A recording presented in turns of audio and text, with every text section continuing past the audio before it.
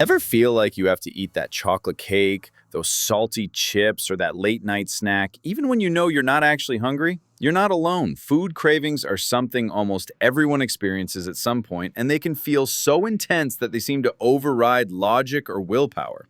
But what's truly behind these powerful urges? Surprisingly, it's not just about your stomach, it's about your brain.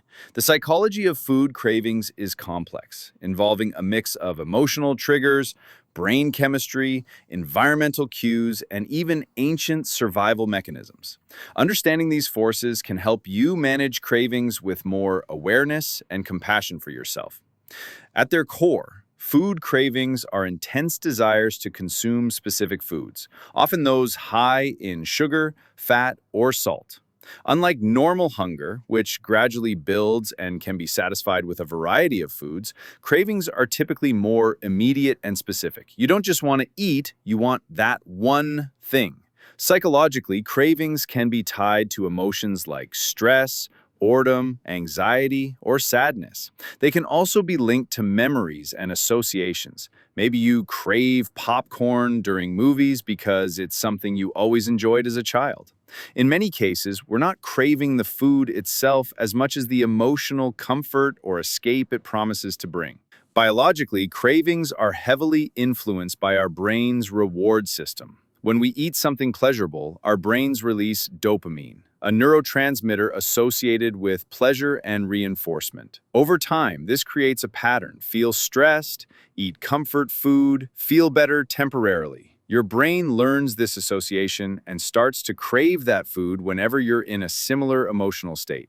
It's a feedback loop, and the more often you indulge in response to stress or emotion, the stronger that loop becomes. Hormones also play a significant role in cravings. Cortisol, the primary stress hormone, can ramp up appetite and increase the desire for high-fat, high-sugar foods. It's your body's way of preparing for a fight or flight situation, even if the stress is just a tight deadline or an argument. Another hormone, ghrelin, known as the hunger hormone, rises when you haven't eaten for a while or haven't slept enough.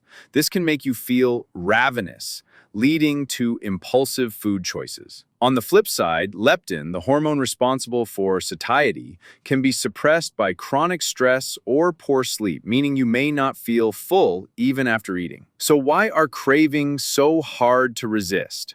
One reason is evolution. Our ancestors evolved in environments where food, especially calorie-dense food, was scarce.